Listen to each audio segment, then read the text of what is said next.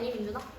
오케이. 첫 지문부터 볼게요. 융합 지문이야. 우리 3월 모의고사에서도 쇤베르크 지문 했을 때 융합 지문이 약간 추상적인 소재로 나왔을 때 연습했었어요. 근데 그거랑 이거랑 비교했을 때 난이도 차이가 어때?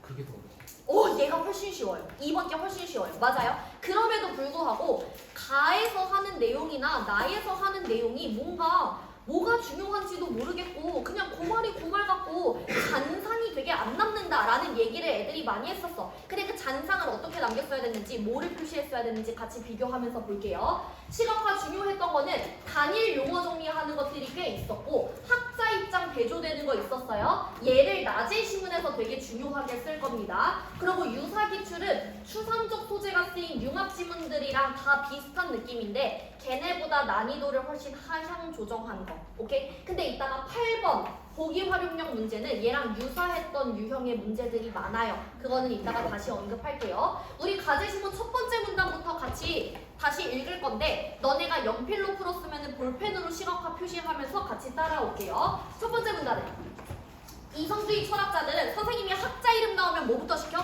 진한 동그라미 표시하라고 얘기했어요. 이성주의 철학자들은 인간이 세계를 인식하는 데 있어서 이성이 가장 중요한 역할을 한다고 보고 동그라미 용어죠. 이성을 통해서 세계의 본질을 이해할 수 있다고 주장하는데 이러한 주장에 대해 철학자 쇼펜하우어는 그들이 말하는 이성은 뭐에 불과하다? 분해작용에 불과하다고 비판하고 있죠. 그러면 쇼펜하우어는 이성주의랑 입장이 어떻게 되는 거야? 대조되는 거야. 그럼 무슨 표시 시켜요? 진하게 세모 표시. 그리고 얘랑 관련된 용어에다가 무슨 표시 남겨라? 세모 표시 남겨라. 그러면 얘는 이성을 뭐로 본다는 거야? 분해작용으로 본다는 거야. 그러면 똑같은 이성이라는 단어를 놓고 얘 입장에서는 동그라미로 봐야 되는 거고 얘 입장에서는 세모로 봐야 되는 거야. 맞아? 그래서 쇼펜하우어는 뭐래요? 인간은 세계의 본질을 이해할 수 없다. 그럼 여기까지 읽었을 때 뭔가 쇼펜하우어에 대한 잔상이 얘는 뭔가 인간의 능력을 약간 과소평가하네. 막 본질을 파악할 수 없다는 식으로 얘기를 하네. 요 정도의 느낌이 남습니다. 맞아요? 뒤로 넘어가서 쇼펜하우어는 이러한 자신의 주장을 세계는 나의 표상이다 라는 선언으로 집약했대. 무슨 단어가 등장했어요? 처음 보는 단어가 등장했어. 표상이라는. 그럼 뭐 해야 돼? 단일 용어 정리해야 되는 거 아니야? 단일 용어 정리는요 특히 추상적인 지문에서 더 많이 해야 돼. 왜냐면 너네가 표상이라는 말의 뜻을 대충 알아. 근데 얘가 뭐 이렇게 기술 지문처럼 눈에 보이는 단어가 아니잖아. 전문 용어가 아니잖아. 그러니까 너네가 되게 이렇게 흐물텅거리게 기억한다 그래야 되나? 잔상이 잘 안 남아요. 그럴 때는 아예 시각적인 기호로 바꿔놓는 게 훨씬 잔상이 잘 남습니다. 오케이? 나는 표상을 반네모 표시하면서 읽었어요. 그가 말하는 표상이란 인간이 어떤 사물을 인식할 때 그 사물을 오감으로 지각하여 두뇌 속에 떠올린 이미지래. 그러면 표상이란 수식어고 다 건너뛰고 결론이 뭐야? 이미지래. 두뇌 속에 떠올린 이미지래. 맞아? 또 하나, 우리 첫 번째 문단에서 두뇌작용에다가 무슨 표시해놨어? 세모 표시해놨어. 그러면 이것도 세모 표시 아니야? 그러면은 얘도 세모 표시 아니야? 맞아? 그러면은 오감으로 느끼는 거, 두뇌 속에 떠올린 이미지, 이게 다 세모학자가 좋아하는 키워드들. 됐어요? 갑니다. 예를 들어서 빨갛고 동그란 과일을 보고 사과로 인식한 두뇌작용이 뭐래요? 표상이래요. 이러한 표상은 충분 근거율을 따는데 또 뭐 나왔어? 처음 보는 용어 나왔어. 나는 충분 근거율을 물결 표시하면서 가겠습니다. 얘가 얘를 따른다 라고 했으니까 방향성도 하나가 보여요. 충분 근거율은 인간이 어떤 사물을 표상할 때 다른 사물과 구분하게 하는 등 현실 세계를 이해하기 위해 두뇌에 작용하는 인간 개개인의 인식 원리래. 그러면은 수식어고 다 건너뛰고 충분 근거율은 이퀄 뭐래요? 이거래. 맞아? 그러면 나는 얘네 이렇게 동의어 처리. 됐어요?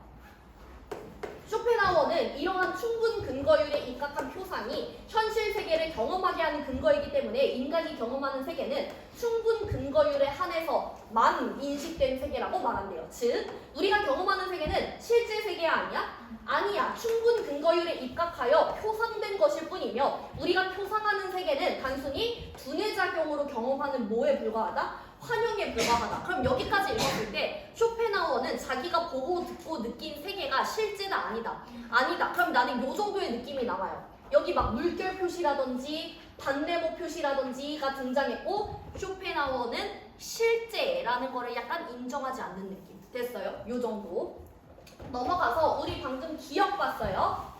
그거 가지고 제낄 수 있는 거를 동시에 판단하는 문제였어. 1번 선지.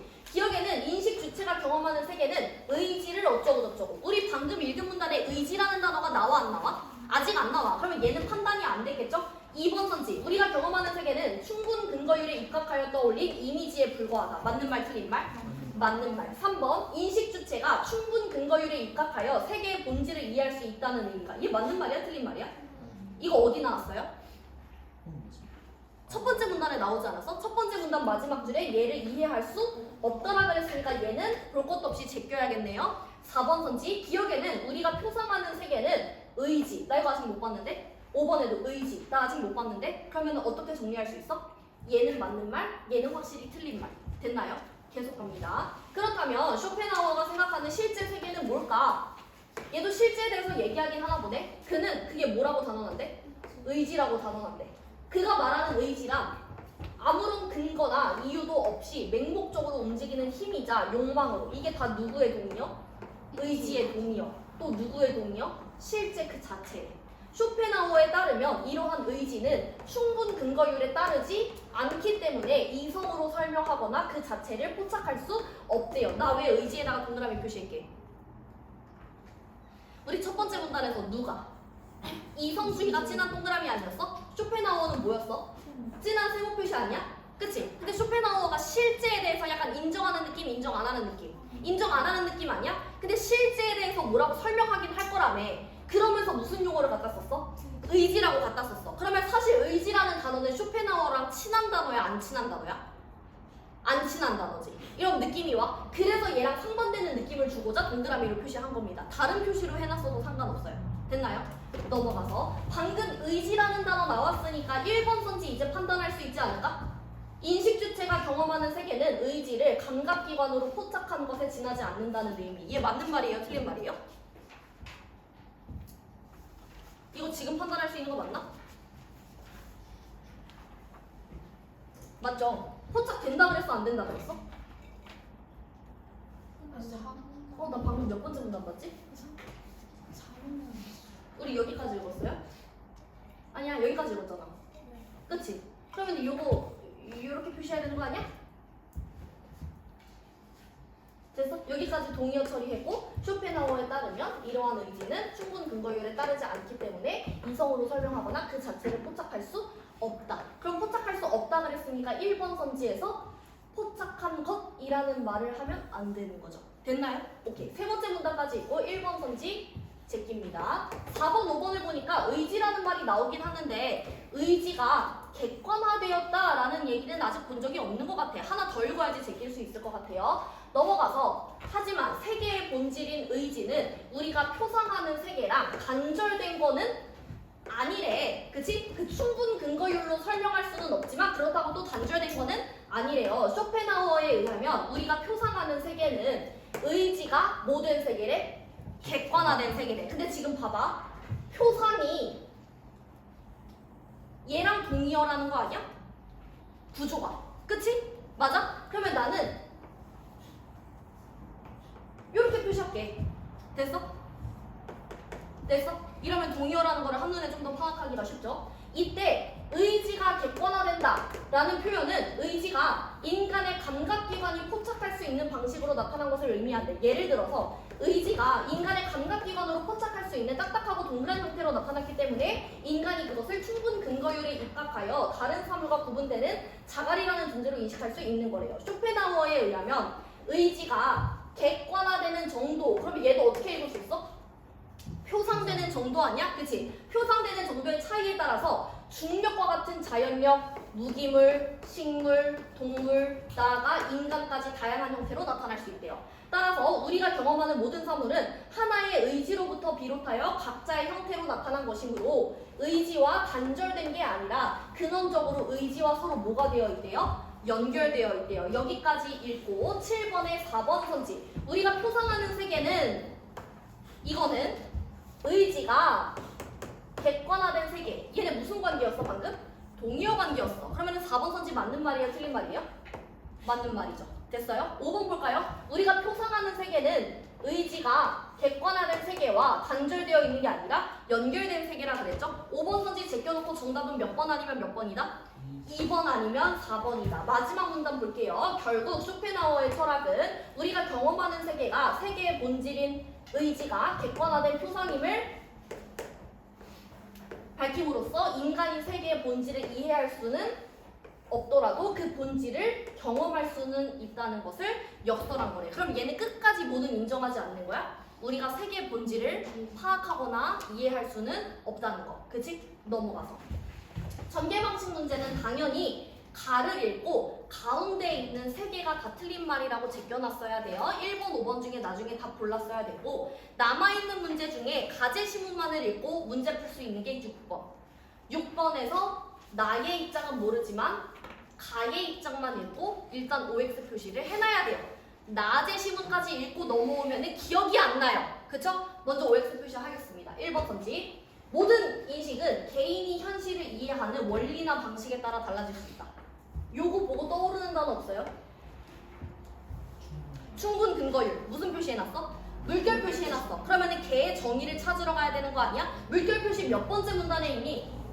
두 번째 문단에 있었을 거예요. 두 번째 문단에 선생님이 무슨 표시해놨어? 얘랑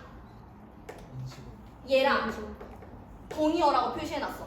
근데 인간 개개인의 인식 원리라는 게 뭐야? 사람마다 다르다는 거 아니야? 그러면은 기억은 맞는 말이에요? 틀린 말이에요? 맞는 말이죠. 됐나요? 니은 볼게요. 세계의 본질은 감각적으로 인식할 수 없으며 이성으로만 세계의 본질을 파악할 수 있다. 얘 기억나지 않아? 세모가 쇼펜하우어 입장 아니야? 그럼 얘 당연히 맞는 말, 틀린 말. 틀린 말. 정확히 근거를 찾자면 첫 번째 문단 마지막 줄에 있는 거 본질을 이해할 수 없다라고 했기 때문에 여기에서 제꼈어도 괜찮습니다. 오케이? 내려가서 디귿 볼게요. 모든 경험은 우리가 감각하는 세계에 한정되며 사물의 실제는 우리가 이해할 수 없는 것이다. 얘도 맞는 말이라는 거 사실 기억에 나지 않아? 감각, 오감, 두뇌작용 이게 쇼펜하우어 용어였고 사물의 실제는 끝까지 이해할 수 없다고 얘기했으니까 맞는 말 같아요. 근데 굳이 위치를 찾자면 여기 오감이라는 날 얘기했었고 밑에서 실제는 표상된 것에 불과하다. 그리고 마지막에 대놓고 본질을 이해할 수 없다라고 했기 때문에 찾으면은 디귿선지도 맞는 말이라는 게 나옵니다. 마지막 리을 자연계를 구성하는 모든 대상은 원자로부터 비롯된 물질로 물리적 법칙으로만 설명할 수 있다. 이랬어. 아까 뭐 있었지? 이런 식으로 표시한 거 있지 않았어? 어디 나오죠? 의지가 객관화되는 정도의 차이에 따라 이거에서부터 인간까지 나오지 않았어? 이런 거는 물질이 아니야? 아니잖아. 자연력은 중력은 물질이 아니잖아. 그치? 그러면 리을은 맞는 말, 틀린 말. 틀린 말. 여기서 벌써 틀리니까. 됐어요? 그러면은 이렇게 찾고 나면은 1번 선지랑 2번 선지가 둘 다 틀린 말이라고 나옵니다. 됐어요? 그럼 우리는 결국 뭐 가지고 풀어야 된다? 가브리엘의 입장을 알아야지 이 문제가 풀린다. 됐어요? 오케이. 넘어가서 이제 낮의 시문을 읽습니다. 세계의 본질은 무엇인가? 이러한 질문에 대해 누구 나왔어? 관념론자 나왔어. 학자 이름 나왔으니까 진하게 동그라미 표시하면서 갑니다. 관념론자들은 세계를 뭐로 본대?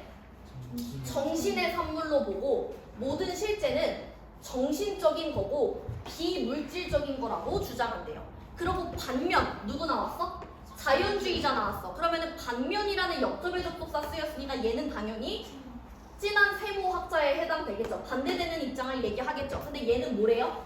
세계를 자연이랑 동일시하고 모든 실제는 실험과 관찰로 검증할 수 있는 객관적 대상이라고 주장한대요. 그러면 여기까지 읽었을 때 어느 정도의 잔상이 났냐면 진한 동그라미 학자들은 뭔가 머릿속에만 있는 거, 추상적인 거, 눈에 안 보이는 거를 좋아하고 세모학자들은 눈에 보이는 거, 만질 수 있는 거, 검증할 수 있는 거. 그러면 얘네 둘이 완전히 대립되는 거지. 동그라미는 비물질적인 거, 세모는 물질적인 거. 요 정도의 느낌이 났는데 가브리엘은 어떻대요? 이런 관점들이 서로 각자의 실제만이 진리라고 주장하는 게 세계의 본질에 대해서 논할 수 없게 만든다고 지적하면서 새로운 관점인 네모를 제안한대. 그러면 가브리엘은 동그라미라는 거야? 세모라는 거야? 둘 다 아니라는 거야. 맞아? 그럼 문제에서 네모라고 줬으니까 나는 가브리엘을 진한 네모학자라고 표시하면서 읽겠습니다. 그러면 어떤 삐리와 가브리엘의 입장이 뭘 것 같아? 비물질적인 거, 물질적인 거 둘 다 인정해 라는 얘기를 할 것 같아. 그치? 여기까지 읽고 넘어가서 신실제론에 의하면 물질적인 거, 방금 세모였죠? 자연주의자가 좋아하는 거. 얘는 물론 동그라미도 실제하는 대상으로 맞네. 둘 다 인정하는 거 맞네. 모든 대상은 각각 어떤 하나의 대상 영역에 포함된대요.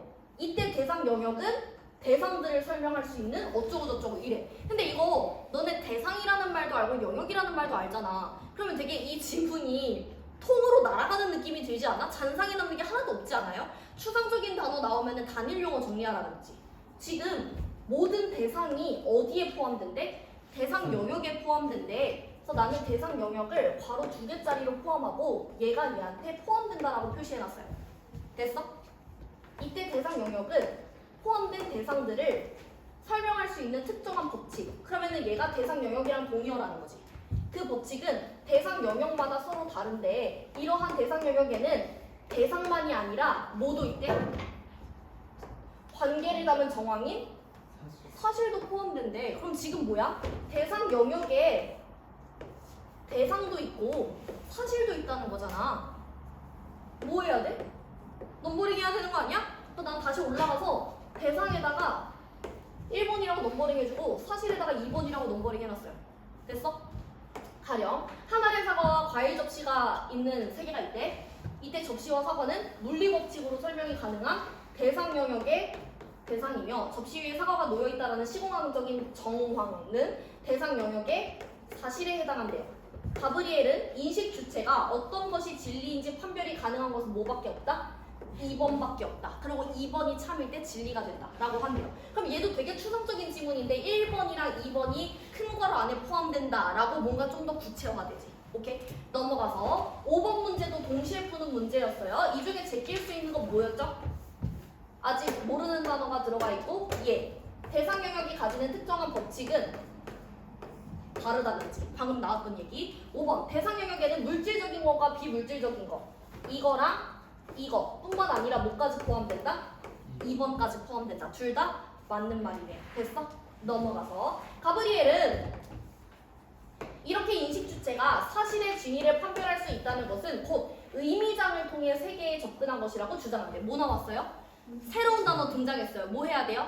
단일 용어 정리해야 되는 거 아니야? 나 표상이랑 똑같이 얘도 반대모 표시하면서 읽을게요. 의미장이란 인식 주체가 어떤 대상 영역에 대상을 인식할 때 그 대상이 구체적이고 특정한 방식으로 나타나는 조건이나 배경. 그러면 이게 또 동의어네 얘랑.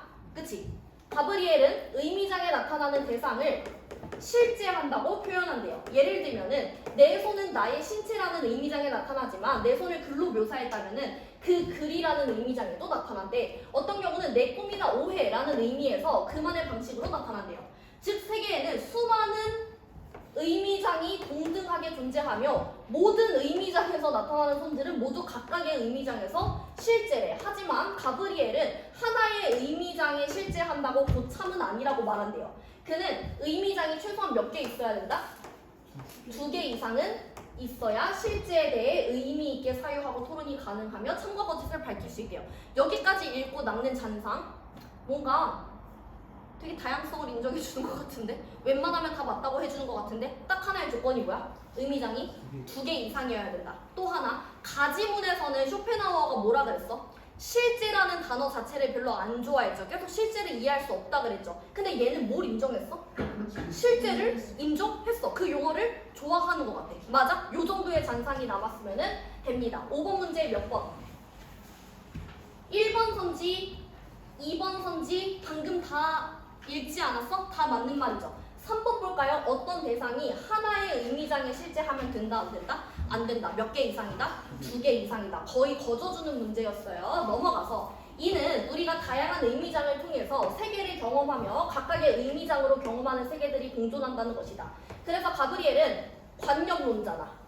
첫 번째 문단에 나왔던 애들 얘네가 정신이나 자연만이 진리라고 주장하는 것처럼 단 하나의 의미장만으로 세계에 접근하는 일은 불가능하다고 비판한대요. 왜냐하면 그들이 주장하는 정신이나 자연이라는 실제가 진리인지 밝히기 위해서는 그들의 의미장과 동등한 또 다른 의미장이 반드시 필요한데 걔네는 그 다른 의미장을 인정하지 않기 때문에 그래서 자신들의 주장만으로는 본질에 대해 논할 수 없다. 그럼 얘는 뭔가 되게 다양해야 된다는 거네. 그치? 그 정도의 느낌.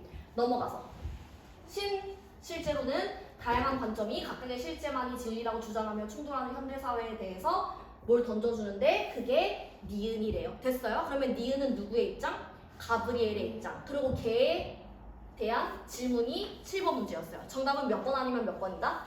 2번 아니면 4번이다. 그러면 사실 얘는 니은 근처에서 답을 찾는 게 아니라 2번, 4번 중에 가브리엘의 입장인 것만 골라주면 되죠. 그게 정답 몇 번이었다? 2번이었다. 얘는 되게 쉽게 답이 나왔을 거예요. 오답률 높은 문제 아닙니다. 넘어가서 전개 방식 문제는 5번이라고 쉽게 답이 나올 거고 넘어가서 이제 6번을 보겠습니다. 나 아까 쇼펜하우어 찾을 때는 선지 하나하나를 다 왔다 갔다 하면서 설명했어요. 근데 얘는 가는 좀 그렇게 풀어야 되는 게 맞는데 6번 문제는 낮의 시문을 읽고 와서 약간 잔꾀 부릴 만한 포인트가 있습니다. 그게 뭔지 보세요. 일단 모든 인식은 개인이 현실을 이해하는 원리나 방식에 따라 달라질 수 있다. 그러면 요거를 낮의 시문 읽고 와서 다시 읽어보니까 모든 인식은 개인마다 다를 수 있다 이런 느낌이잖아. 그러면은 가브리엘은 뭔가 다양성을 존중하는 느낌이었는데 그럼 이게 엔간하면은 맞는 말 같은 거야. 맞아? 그리고 가서 확인해보니까 실제로 각각의 의미장, 다양한 의미장 이런 얘기를 했기 때문에 맞네, 다양성 존중하는 거 라고 쉽게 나옵니다. 맞아요? 니은부터 봐봐. 세계의 본질은 감각적으로 인식할 수 없으며 이랬어. 근데 우리 첫 번째 문단에서 관념론자가 뭐였어? 비물질적인 거, 추상적인 거를 좋아하는 애였고 이 자연주의자가 좋아하는 게 뭐였어요? 물질적인 거, 눈으로 보이는 거, 만지는 거, 경험 가능한 거 이런 것들이었어. 근데 가브리엘은 뭐였어? 얘네를 둘 다 좋아했어. 맞아? 그럼 얘는 둘 중에 하나만 편들면 안 되는 거죠. 근데 니은에서 뭐래? 세계의 본질은 이거 세모 용어잖아. 감각적으로 인식할 수 없대. 그럼 벌써 가브리엘이 아니라 하겠지. 볼 것도 없이. 맞아? 내려가서 디귿. 모든 경험은 우리가 감각하는 세계에만 한정돼? 아니야. 얘 동그라미 추상적인 것도 인정해. 그럼 얘도 벌써 틀린 말. 맞아? 리을. 자연계를 구성하는 모든 대상은 원자로부터 비롯된 물질. 물질뿐만 아니라 동그라미도 있어. 아니야.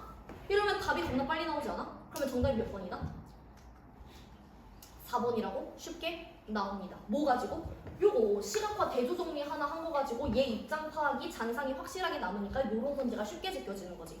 이거 사실 수능에서 그 동양 철학 인문 지문으로 많이 내는 유형이에요. 근데 그렇게 나오면 오답률이 높아. 되게 높아. 이렇게 나왔던 유형이 지금 생각나는 것만 해도 지문이 2개가 있는데 둘 다 오답률이 50%가 넘어갔거든. 근데 이런 식으로 풀면 쉽게 풀 수 있다는 거. 학자 대조 정리가 별거 아닌 게 아닙니다. 오케이? 뒤로 넘어가서 8번을 봅시다. 얘가 오답률이 57%. 이 시험에서 최고 오답률 5위를 기록한 문제입니다. 이 문제도 가져갈 만한 포인트가 있어요. 그거 뭐냐?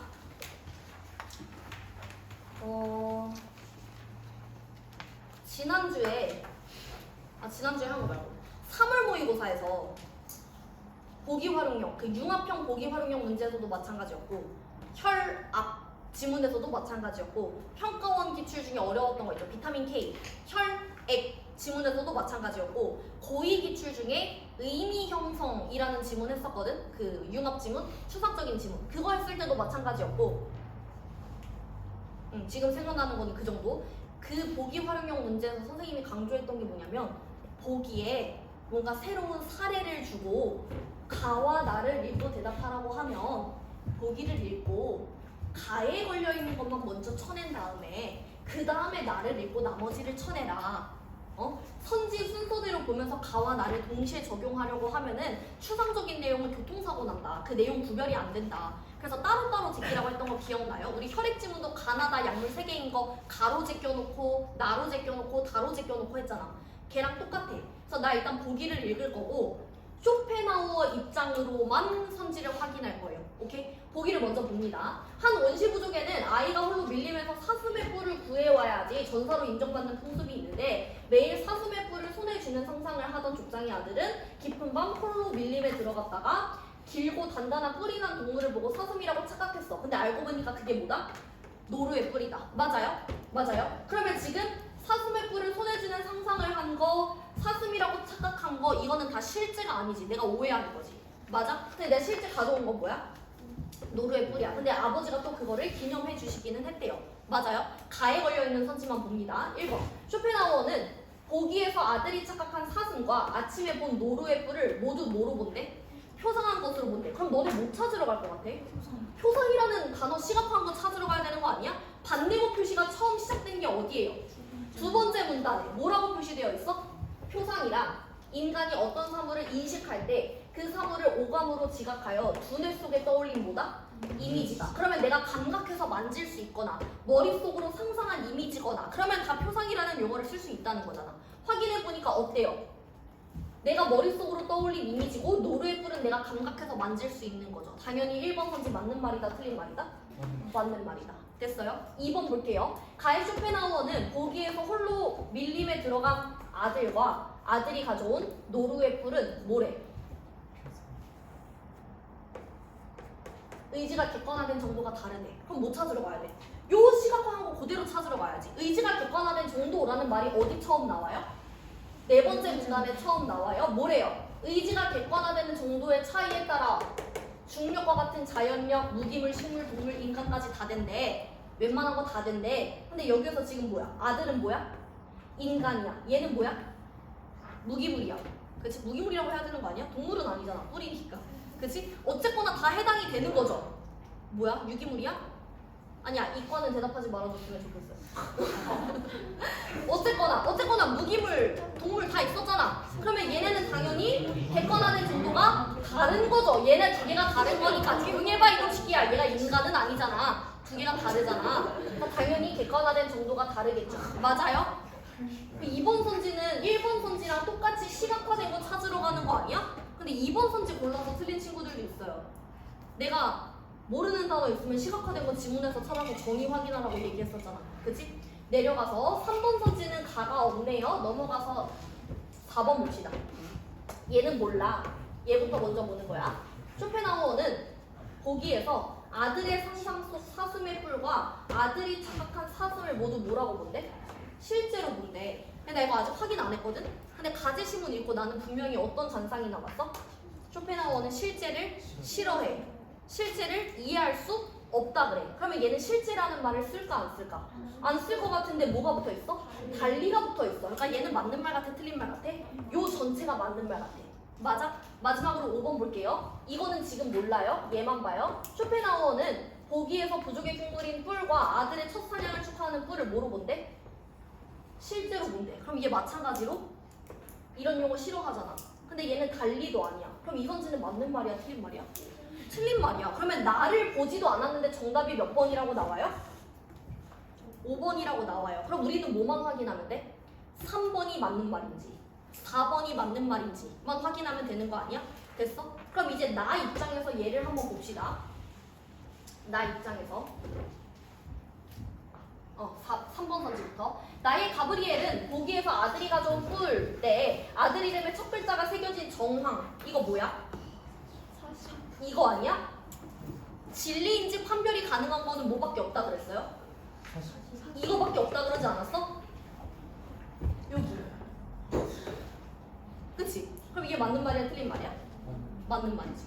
넘어가서 4번. 가브리엘은 보기에서 아들의 상상 속 사슴의 뿔과 아들이 착각한 사슴을 모두 뭐로 본대요? 실제로 본대요. 근데 얘는 뭘 다 인정했지? 추상적인 거, 물질적인 거 다 인정했어. 근데 얘는 뭐야? 상상 속에 있는 거니까 추상적인 거, 얘도 추상적인 거. 근데 둘 다 동그라미니까 얘는 당연히 인정하겠죠. 따라서 4번 선지 맞는 말 틀린 말? 맞는 말. 정답 몇 번 확인 사살? 5번 확인 사살. 요렇게 풀면은 조금 논리적이지 않나요? 조금 더 잔상이 접히는 느낌이지. 오케이. 답 5번 체크하고 넘어가서 어휘 문제는 정답 1번이고요. 얘는 주워갈 만한 게 6번 문제 나 학자로 제꼈던 거, 그리고 8번 문제 풀었던 방법 2개 정도 가져가시면 될 것 같습니다. 넘어가서 기술 지문 봅시다. 기술 지문도 그렇게까지 만만하지 않았어요. 사유, 너네가 두 번째 문단 읽으면서 가속도 감지기, 제어기, 감쇄기 넘버링 했을 거야. 맞아?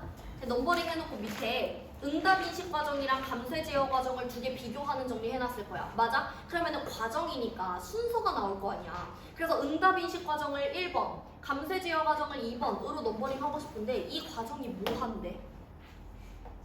순원한데. 순차적인 게 아니라 순원한데. 그럼 뭐 어쩌겠다는 거야? 감지기, 제어기, 감쇄기 때 1, 2단계, 1, 2단계, 1, 2단계 한다는 거야. 뭐 1단계 갔다가 2단계 간다는 거야. 뭔 말이야? 여기서부터 약간 꼬여요. 순원한다는 게 뭐 어떻게 순원한다는 거지? 근데 밑에 읽어보면은 그거에 대한 자세한 정보가 잘 안 보여. 그럼 이거는 그거를 파악할 필요가 있다는 거야? 없다는 거야? 없다는 거야. 근데 학생 입장에서 만약에 두 번째 문단 정도면 초반이잖아. 여기까지 읽고 뭔가 핵심적인 내용이 구체적으로 풀어지지 않으면은 내가 지금 지문을 제대로 읽고 있지 못하다는 느낌이 들어요. 그러면은 말려. 내가 지금 뭔가 구렁텅이에 빠진 듯한 느낌이 들어요. 근데 내가 계속 뭐라 그래? 지문이 이해가 안 돼도 문제는 풀린다. 제시문에 답이 그대로 숨어 있을 거다. 우리는 쉽게 찾는 방법만 계속 연습하면 되는 거다. 라고 얘기를 하죠. 얘 끝까지 답 안 나와요. 근데 문제는 다 풀려요. 오케이? 일단 오답률이 높은 문제는 12번 문제 별표.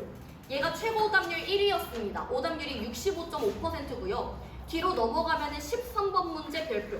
얘가 2위예요. 오답률 62.7%. 근데 내가 하이라이트를 뭐에만 쳐놨어?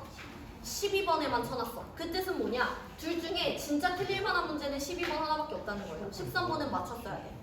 어떻게 맞췄어야 하는지는 이따 같이 볼게요. 그리고 신기하게도 시각화는 5개가 다 쓰였습니다. 용어, 비교대조, 원리과정, 비례, 공식 다 쓰였는데 공식이 뭐냐면 부등호 표시하는 거 있었을 거예요. 부등호도 일종의 공식에 포함시켜서 얘기하겠습니다. 비슷한 기출은 작년 5월 모의고사에 나왔던 기술 지문이랑 비슷해요. 사유, 원리과정 중에서도 문장 단위의 넘버링이 사용되었기 때문에 비슷한 느낌이 있고 그 그래프 그려놓고 문제 푸는 거기 때문에 유사한 느낌. 하지만 난이도는 훨씬 어려웠다. 오케이? 같이 보겠습니다. 건물에 외부의 힘이 작용하면 건물에는 특정 위치를 기준으로 반복적으로 움직이는 운동인 진동이 발생한대요. 그래서 건물을 설계할 때는 이러한 건물의 진동을 줄이거나 없애는 재진 시스템을 적용하는데 그 중에 예시를 뭘 두고 있어? 자기 유변 유체를 줄고 있어. 맞아? 그러면은 이렇게 표시해도 상관없는 거 아닌가? 우리 초음파 도플러 혈류계 할 때도 똑같이 했었죠? 얘는 건물의 진동 크기에 따른 재진에 효율적이래. 자기 유변 유체는 구성 입자가 쉽게 움직이는 액체에 마이크로미터 단위의 자성 입자를 섞은 물질인데 이 유체는 주변에 자기장이 형성되면은 자성 입자가 자기장의 방향으로 얘가 요 방향으로 배열되면서 유체가 운동에 저항하는 성질인 점성이 커지는 특징이 있대요. 그러면 이것도 한 문장이긴 한데 원리 과정이 순서대로 나온 거 아니야? 근데 뭔가 넘버링 하기에는 너무 짧죠. 그래서 그냥 요 정도로 표시했어요. 원리 과정 순서라는 거를 알아보기 위해서. 그리고 또 하나 점성이라는 게 운동에 저항하는 성질이래. 근데 저항이라는 거는 뭔가 역행하는 거잖아. 그래서 나는 점성을 그냥 세모 표시하면서 읽었습니다. 됐어? 요 정도. 아직까지 별거 안 나오죠? 선생님 여기서도 모르는 단어 많이 나오는데 얘는 왜 단일 용어 정리 안 해요? 아직 첫 번째 문단이고 기술 지문은 어차피 모르는 용어가 많이 나와요. 그래서 약간 부품을 얘기하는 용어가 아닌 이상은 이렇게 자잘자잘하게 용어 정리하기가 힘듭니다. 그래서 나중에 문장 단위의 넘버링이나 메모를 써서 문제를 풀어야겠다 해서 자잘자잘한 거 정리 안 한 거예요. 넘어가서 10번에 제낄 수 있는 선지 뭐 있어? 1번. 맞게? 없겠네요. 1번 맞다는 거 제껴놓고 11번에 몇 번 제껴지죠? 1, 3, 4. 너무 쉽지 않아? 아이고. 다 제껴지네. 1, 3, 4, 5가 다 제껴지고 2번만 남아요. 그래서 얘는 첫 번째 문단까지 읽고 그냥 소거법으로 2번을 답으로 체크해놨으면 된다. 오케이? 넘어가서 두 번째 문단 볼게요. 요 네모를 활용한 재진 시스템은 기본적으로 건물이 진동하는 가속도를 측정하여 자기장을 생성함으로써 요거를 만들어냄으로써 건물의 진동에 대응한대. 이러한 대응은 가속도 감지기, 제어기, 감쇄기에서 응답 인식 과정과 감쇄 제어 과정을 순환하면서 이루어진대. 나열했으니까 뭐 해야 된다?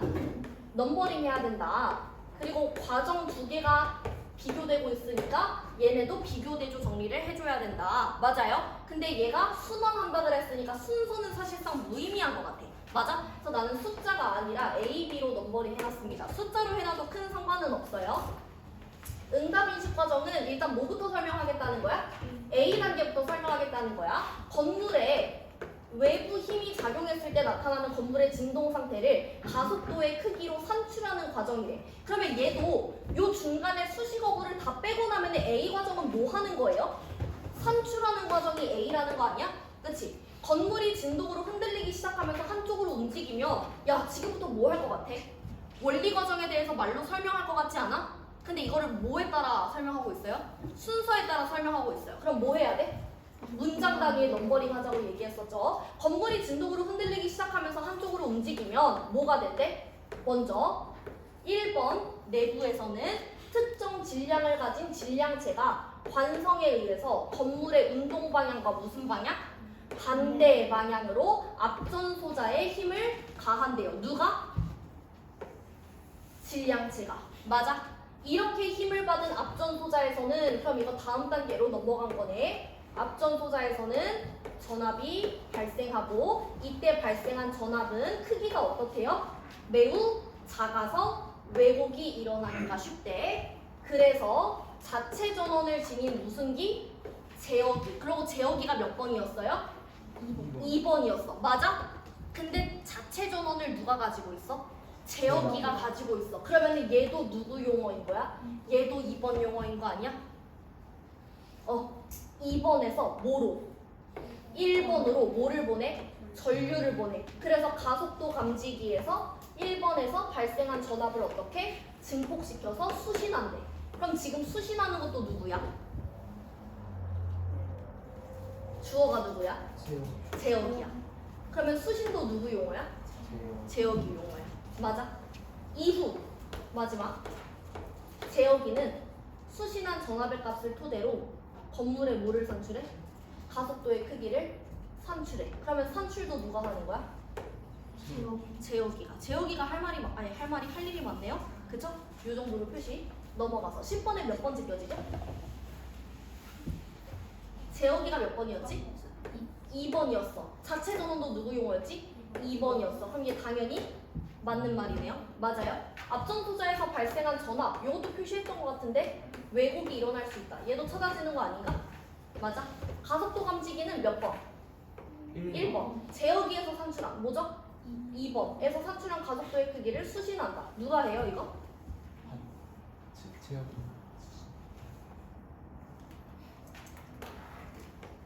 그럼 정답 몇 번이야? 몇 번만 안 지켜줘요? 2번만. 나중에 맞다는 거 확인하면 되겠죠. 오케이, 넘어가서. 감쇄 제어 과정은 몇 번 단계예요? B 단계예요. 얘는 응답 인식 과정, A 과정에서 산출한 가속도의 크기에 따라서 건물의 운동 에너지를 열 에너지로 전환하여 건물의 진동을 줄이는 과정이래. 감쇄기는 얘 몇 번이에요?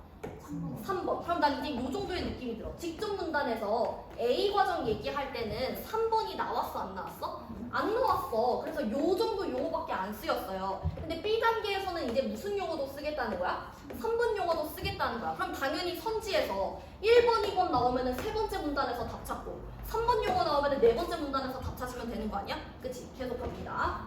여기는 자기 유변 유체가 들어있는 밀폐된 원통 실린더 안에 실린더 내부 벽면에 밀착하여 실린더 양쪽 끝을 왕복하며 이동하는 피스톤이 들어가 있는 장치래. 그럼 피스톤은 어디에 있어요? 양쪽에 좀 더 올라가서. 얘랑 관련되어 있는 용어 아니야? 그럼 얘도 무슨 정리? 3번으로 용어 정리. 맞아. 이 피스톤에는 한쪽 끝에서 반대쪽 끝까지 이어지는 가늘고 긴 구멍이 나 있대요. 건물이 진동하면 실린더 안에서 피스톤이 건물의 운동 방향으로 실린더 끝쪽으로 이동한대. 이때 피스톤이 이동하는 쪽 실린더 공간에 들어있는 네모는 피스톤이 밀어내는 압력에 의해서 피스톤의 구멍을 통과하여 피스톤이 이동하는 방향에 무슨 방향? 반대쪽 실린더 공간으로 이동하며 마찰을 일으킨대. 이 과정에서 발생한 마찰로 인해 건물의 운동 에너지가 열 에너지로 전환되면서 감쇄가 일어나는 거래요. 됐나요? 혹시 이 네 번째 문단 읽고 이거 메모로 풀어야 되는 거 아니에요? 하는 친구들 있으면은 요 실린더 내부에 피스톤이 어떻게 움직이고 있는지, 자기 유변 유체가 어떻게 움직이고 있는지 그려져? 정보가 부족할걸요? 그러니까 경우의 수가 너무 많을걸? 여기 있는 정보만 가지고 하기에는. 그리고 선생님이 메모는 언제 쓰는 거라 그랬어?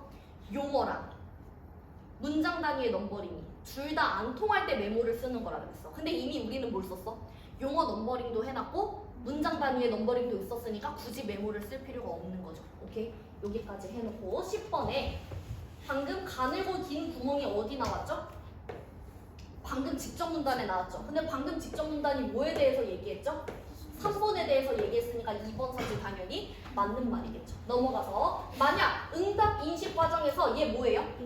A에서 산출한 가속도의 크기가 제어기에 입력된 기준값보다 이거보다 요게 크면 맞아? 요게 더 크면 제어기에서는 감쇄기로 3번으로 전류를 이렇게 보내서 피스톤 주변에 자기장을 생성하며 감쇄기의 자기 유변 유체의 점성이 어떻게 된대요? 커진대요. 이때 전류의 크기와 자기장의 세기는 어떻게 된대? 비례한대. 그리고 유체의 점성의 크기는 자기장의 세기와 어떻게 된대? 비례한대. 근데 지금 뭐가 겹쳐요? 자기장의 세기가 겹쳐요. 그럼 우리는 그냥 다 건너뛰고 얘랑 다 비례관계라는 거를 그냥 한 번에 쓸 수 있는 거지. 정보를 쉽게 줬네요. 이로 인해 피스톤이 이동하는 방향과 반대 방향으로 작용하는 감쇄기의 감쇄력도 어떻게 된대? 증가하게 된대. 그러면은 얘네 위에 있는 애들 때문에 감쇄력이 증가하게 되는 거니까 비례관계를 얘까지 묶어서 싹 다 뭐로 보면 돼? 싹 다 비례관계라고 보면 돼. 맞아? 계속 갑니다. 이후 응답 인식 과정에서 지속적으로 건물의 가속도의 크기를 산출하여 그 크기가 제어기에 입력된 기준값보다 어떻게 되면? 작아지면. 그럼 이제 반대 케이스에 대해서 얘기하겠다는 거죠. 그러면은 제어기는 감쇄기로 전류를 보내 안 보내? 안 보내. 그래서 감쇄기는 자기 유변 유체가 지닌 기존의 점성. 나 점성을 세모 표시했었죠? 이것만으로 건물의 진동을 감쇄시킨대요. 됐나요? 이러면은 맨 마지막에 짜투리 문단 남기고 다 읽은 거지. 맞아? 여기까지 읽고 방금 기억을 읽었으니까 13번 문제를 풀어야 돼요. 맞아요? 근데 내가 기억의 이유를 추론하는 거 문제 푸는 방법 몇 개 얘기해 줬었잖아. 대표적인 게 뭐였죠? 근처에서 답 찾는 거랑 문맥 가지고 꼬리만 따서 보는 거. 맞아? 근데 이게 꼬리가 의미가 있니? 꼬리가 의미가 없지 않아요? 그거 좀 각양각색이지 않아? 그치? 그럼 일단 근처에서 답을 찾는 걸로 방향을 잡아야 될 것 같아. 그래서 기억을 다시 봤다? 그랬더니 기억이 뭐 때문이었냐면 제어기가 감쇄기로 전류를 보내지 않았기 때문에 이런 결과가 있는 거였어. 맞아? 그러면 우리는 무슨 추가적인 정보를 찾으러 가야 돼요? 요런 모양새가 나온 적이 또 없는지 위에 찾으러 올라가야 돼. 근데 있었어? 기준값이라는 단어 자체가 5번째 문단에 처음 나오지 않아요? 그러면 얘는 이 문단 아니면 답이 없을 것 같은데? 약간 그런 느낌이 들어. 요 앞에를 보면은. 그치? 근데 우리가 뭘 놓쳤지 지금? 요 앞에까지는 봤는데 요 기억 자체를 안 보지 않았어요? 그래서 기억 안에는 힌트가 없나 봤어. 그랬더니 뭐래? 자기 유변 유체가 지닌 무슨 크기?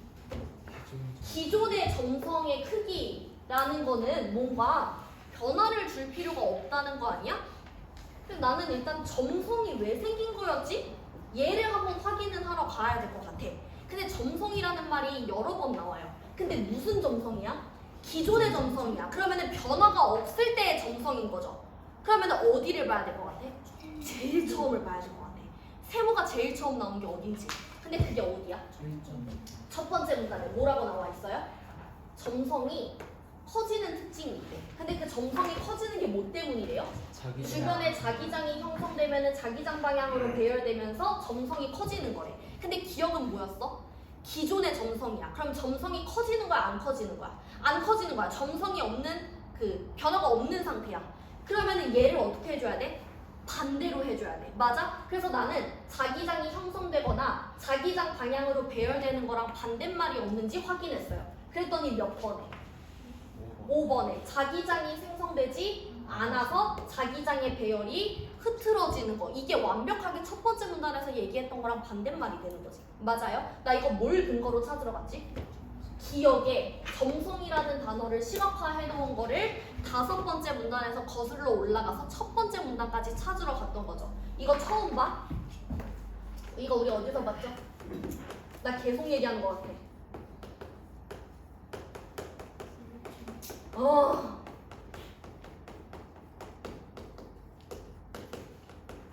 작년 9월 모의고사 등급 컷이 100점, 98점 나올 정도로 쉬운 시험이었는데 유일하게 비문학에서 오답률이 60% 넘어가는 문제가 딱 하나 있었습니다.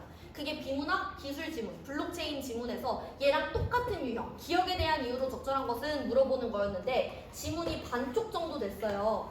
근데 기억이 되게 밑에 있었어. 근데 이 기억이라고 밑줄 쳐놓은 거에 내가 네모라고 시각화해 놓은 게 있는데 정답이 첫 번째 문단의 네모의 정의 안에 정답이 있었습니다. 그러면 얘도 이 지문이랑 똑같이 내가 시각화해 놓은 기호를 토대로 거슬러 올라가서 멀리 떨어져 있는 부분에서 답을 찾는 거지. 근데 답 위치를 기억이랑 이렇게 찢어 놓잖아? 그러면 애들이 못 찾아. 왜냐면 시각화 표시가 없으면 거슬러 올라갈 그 구실이 없어요. 뭘 어디까지 어떻게 거슬러 올라가야 될지를 몰라. 그러니까 손으로 표시 남겨놓는 거야. 무슨 정보가 겹치는지 눈으로 쉽게 확인하려고. 이해됐어요? 이거 작년에 한번 맛을 봤잖아. 그리고 교육청에서도 통하잖아. 오답률 60% 넘잖아. 그러면은 요런 출제 코드는 계속 활용을 하겠다는 거지. 너네가 기출 분석할 때 요런 식으로 분석해야 된다고. 정답이 어디에 있고 얘가 왜 틀린 건지 선지를 수정하는 게 분석이 아니라 그거는 당연히 해야 되는 거고, 나 이거 전에 풀었던 기출이랑 뭔가 비슷한 느낌이 드는 게 있는데 그러면 이 코드는 계속 쓰겠구나. 그럼 난 계속 단일 용어 정리라도 시각화를 잘 해놔야겠구나. 요런 거를 얻어가는 게 기출 분석이라고. 이해됐어요? 얘는 나중에 같이 풀어봅시다. 넘어가서 마지막 문단에 정보가 별거 없었습니다. 그럼 우리한테 남은 문제는 뭐? 12번 요거 하나밖에 없는 거지. 12번 문제 별표 3개. 굉장히 문제가 좋다고 봅니다. 나름 평가원 흉내? 조금 고급스러운 거? 근데 고급스러운 선지가 몇 번이냐면 2번, 5번. 2개의 선지가 조금 유의미하다고 보시면 됩니다. 나랑 하나 볼게요. 문제를 풀다가 12번을 보니까 일단 기분이 안 좋아. 왜?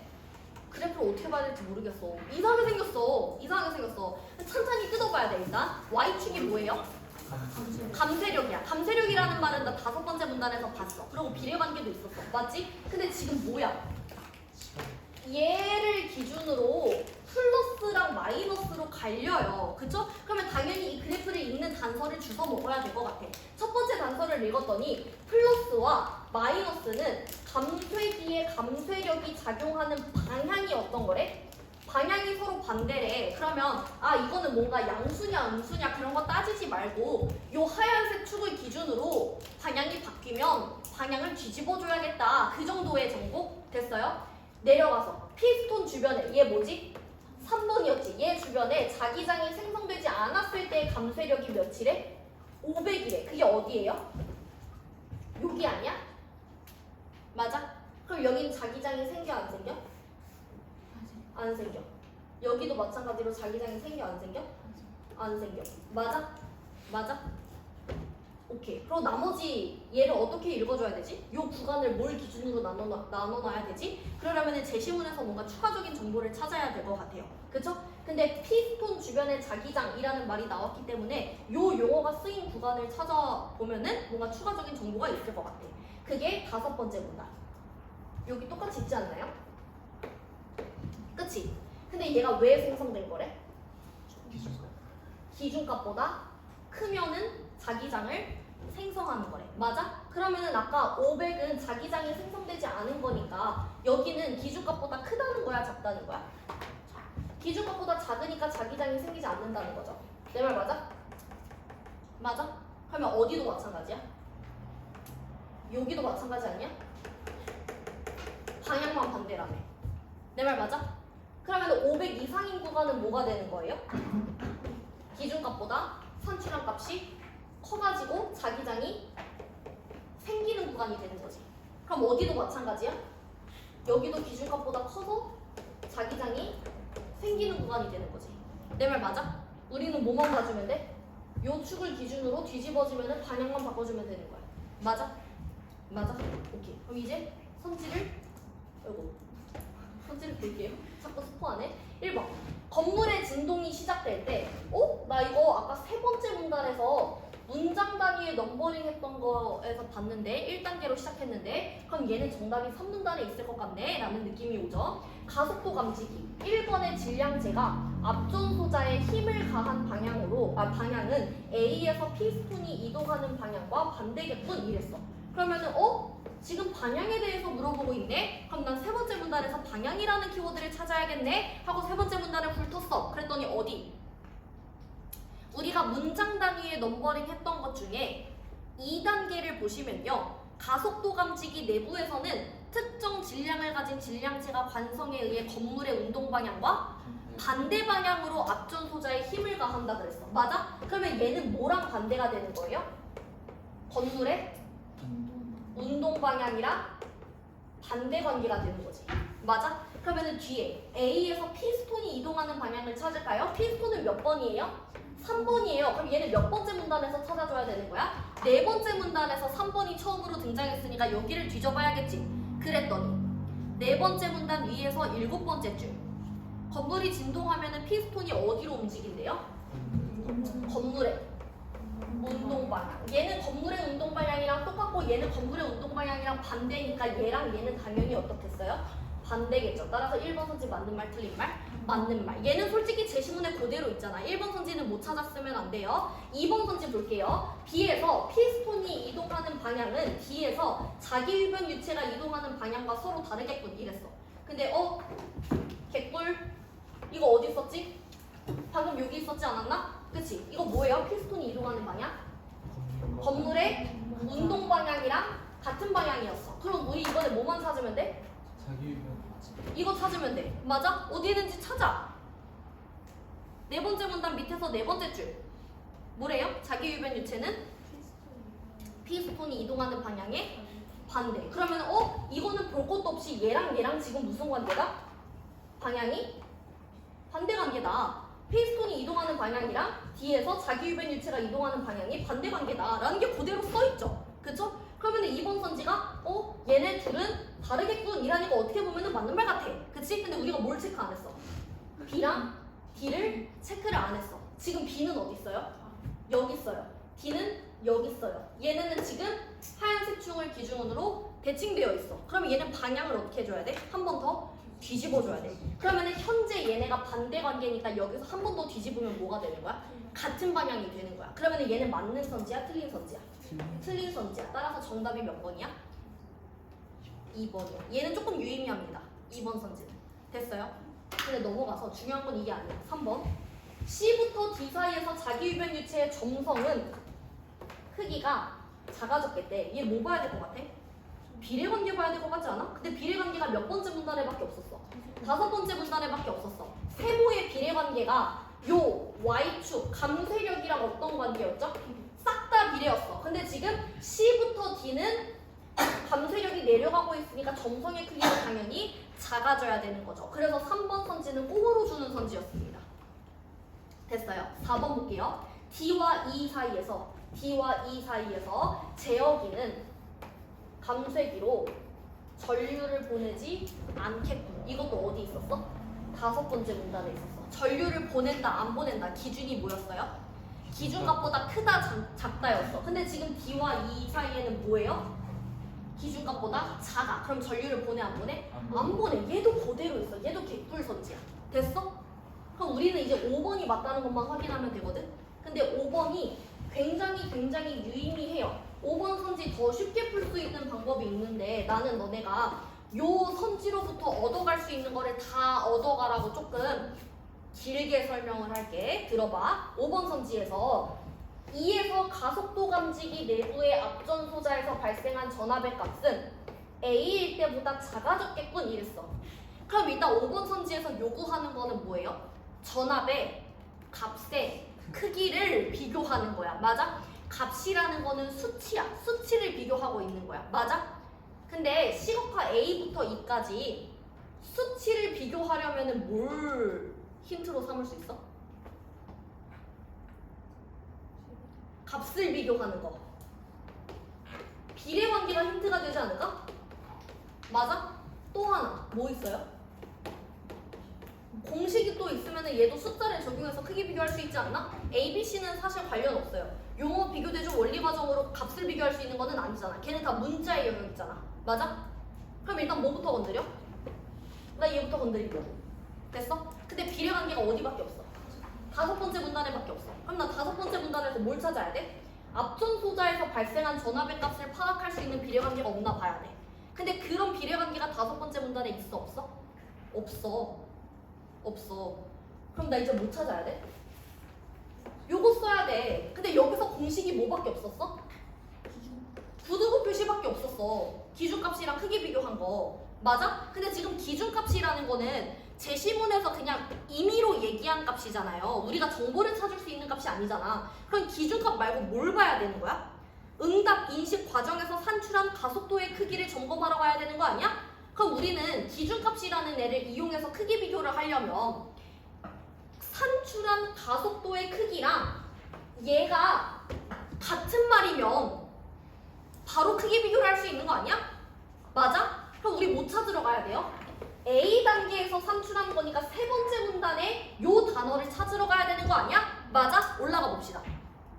세 번째 문단에 올라갔더니 우리가 문장 단위에 넘버링 했던 것 중에 세 번째 문단 보세요. 앞전 소자에서 전압이 발생한다라는 얘기가 나오죠. 근데 이 전압의 크기가 매우 작기 때문에 제어기에서 전류를 보내서 이 전압을 증폭시켜서 수신한다 그러지. 그러면은 이 발생한 전압을 수신한 애가 누구예요? 2번이라고 표시되어 있지 않아? 근데 그 밑에 가속도의 크기를 산출한 애도 뭐라고 나와 있어? 2번이라고 나와 있지 않아? 그럼 이거를 다 연결시켜서 보면은 결국 얘는 뭐랑 동의어가 되는 거야? A 단계에서 산출한 값이랑 동의어가 되는 거야. 이해됐어? 이해됐어? 그러면은 이제 기준값이라는 거를 기준으로 크기 비교를 할 수 있는 거 아닌가? 2는 어디 있어요? 2는 여기 있어요. 요 경계에 걸쳐져 있어요. 기준값보다 작으면은 여기 영역이고 기준값보다 크면은 여기 영역이니까 얘는 뭐에 해당하겠니? 기준값에 해당이 되겠죠. 기준값을 기준으로 갈라지는 거니까. A는 어디 있어요? A는 대놓고 기준값보다 큰 위치에 들어가 있어. 그럼 당연히 A가 2보다 어떻게 되겠니? 당연히 이런 모양새가 나올 수밖에 없지. 그러니까 2가 A보다 작다라는 말이 맞는 말이 되는 거죠. 그래서 5번 선지가 맞는 말이고 정답은 2번밖에 안 된다. 이 지문의 핵심은 뭐였냐? 수치를 비교하고 있기 때문에 얘네 둘을 순서대로 검증했었어야 되는데 상대적으로 얘가 좀 더 쉬운 형태로 정보가 주어지니까 얘를 봤더니 없어. 그러면 얘를 써야 돼. 근데 공식이 부등호 한 군데밖에 없어. 그러면은 부등호에서 쓰여진 값이랑 선지에 있는 값이랑 동의어로 판단할 수 있는지 거슬러 올라가서 확인했어야 돼. 근데 쉬웠던 게 우리가 수신이랑 산출을 다 누가 하는지 용어 정리를 해놓으니까 답 찾기가 상대적으로 수월해진 거죠. 이해됐어요? 얘는 5번 선지가 가져갈 게 많은 포인트. 좀 어렵지 않았나? 됐나요? 이렇게. 넘어가서 마지막으로 연합형 게임 지문을 봅시다.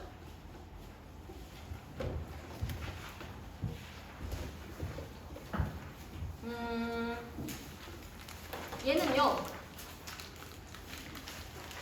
15번 문제 별표. 15번 문제 별표. 오답률이 57.6%이기는 한데 안 어려워요. 풀 수 있습니다. 이게 약간 교육청 특 아니야? 보기를 약간 무시무시하게 생긴 것처럼 내놓고 사실 풀어보면 별거 없는 거. 그게 약간 교육청 특이죠.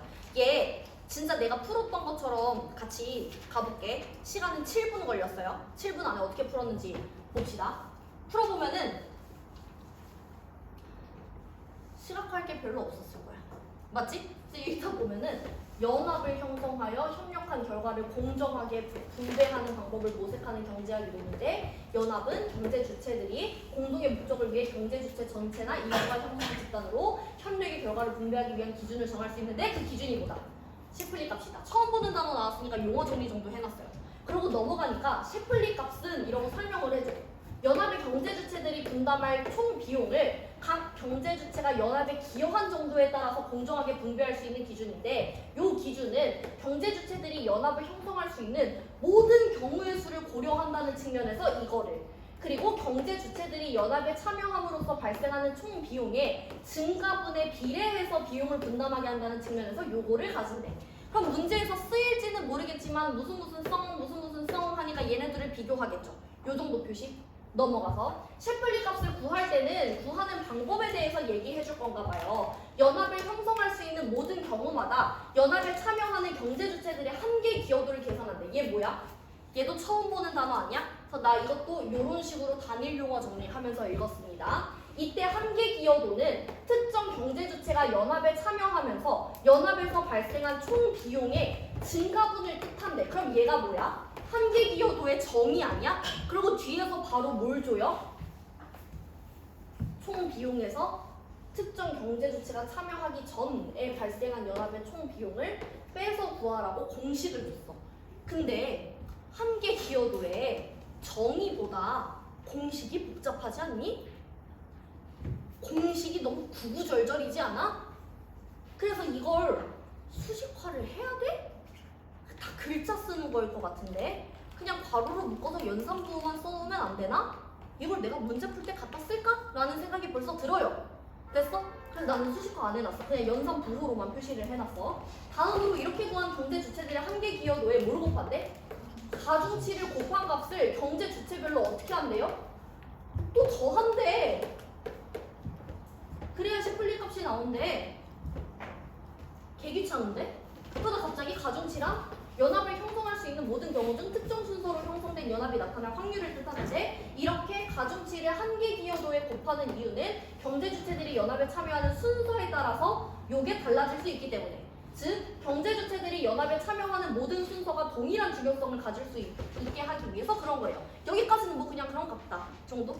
그리고 넘어가서 14번 문제는 쉬우니까 그냥 넘어갈게요. 요거 다 제껴지고 네 번째 문단부터 뭐가 나와?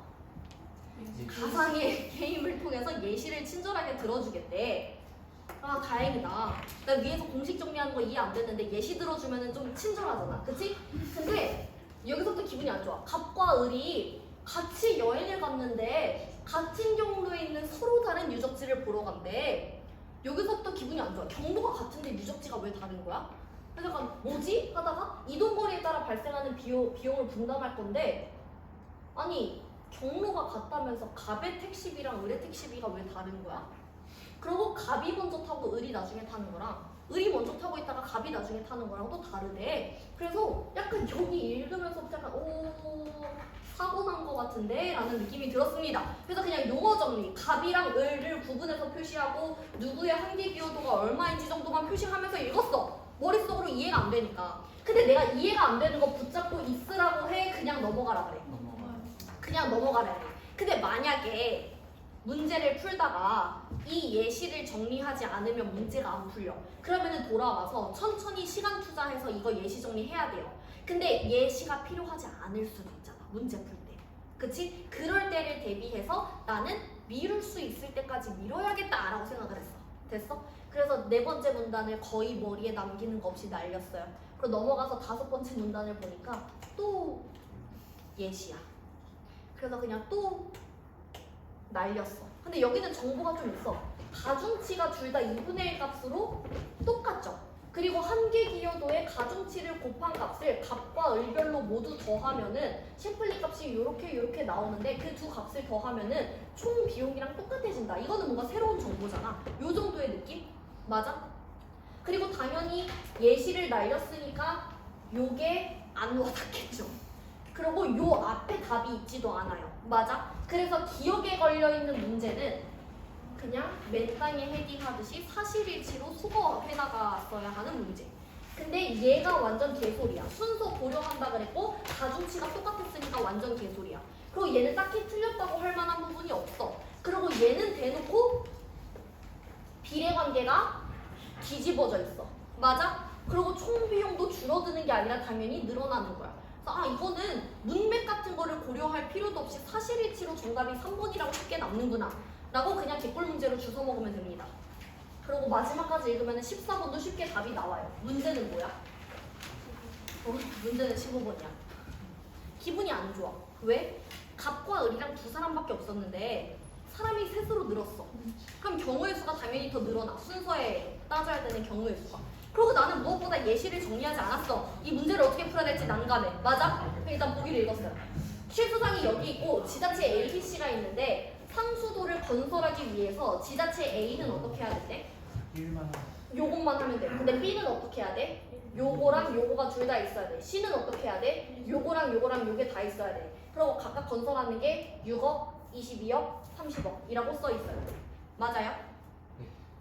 나 예시 정리 안 했잖아. 그래서 일단 예시 정리 안 하고 지킬 수 있는 선지가 뭐 있는지부터 보는 거야.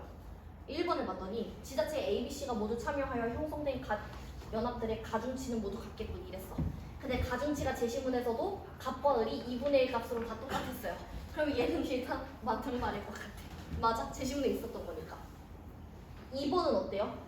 C의 한계 기여도와 B의 한계 기여도를 비교하고 있어. 이건 뭐 해야 돼? 계산해야 돼. 계산을 해야 되잖아. 비교를 해야 되니까. 얘 킵해놔요. 3번으로 내려왔어. 지자체 A, B, C의 시플리 값을 모두 더하면 뭐가 된다 그랬어? 총 비용이랑 똑같다는 정보도 마지막 문단에 있었어. 그러면 얘도 계산할 거 없이 바로 답이 나와요. 맞아요? 근데 지금부터 기분이 안 좋아. 뭘 따져? 순서를 따져. 여기까지가 최선인 것 같아. 맞아? 그럼 이제 뭐부터 거슬러 올라가야 돼? 해보자. 2번 선지부터 다시 해보자. 그럼 나는 2번 선지에 얘부터 확인할 것 같아요. 한계 기여도를 비교하라고 했으니까 얘가 뭔지부터 다시 읽어야 될 것 같아. 맞아? 근데 한계 기여도가 뭐래? 총비용에서 뭐래요? 총 비용에서 특정 경제 주체가 연합에 참여하면서 연합에서 발생한 총 비용의 증가분. 그러니까 이거 아니야? 유리랑 은선이가 마라탕 먹기로 했는데 내가 껴달라 그랬어.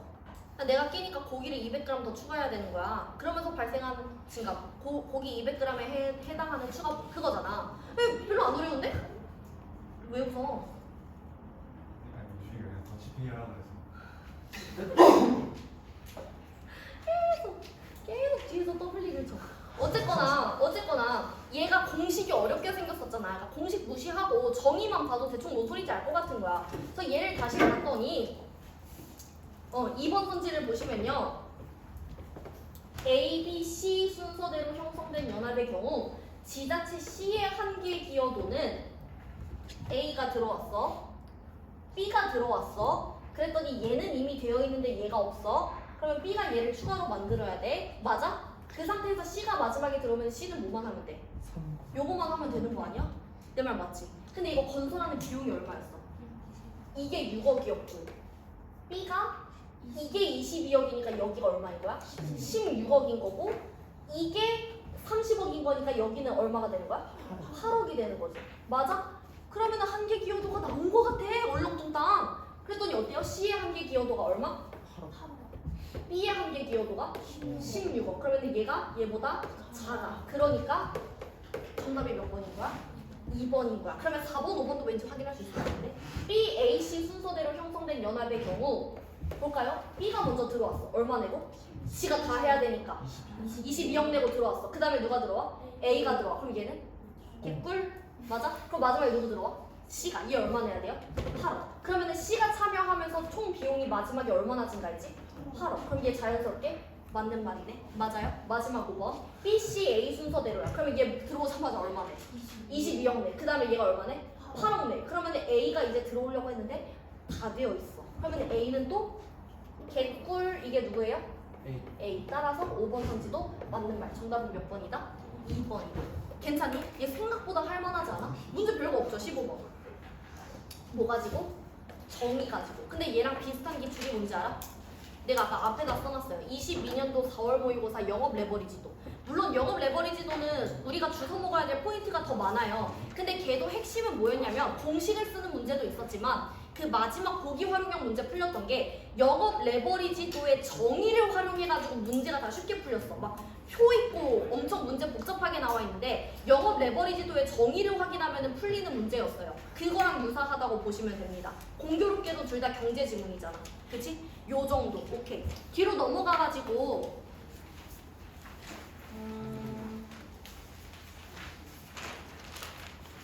문학 중에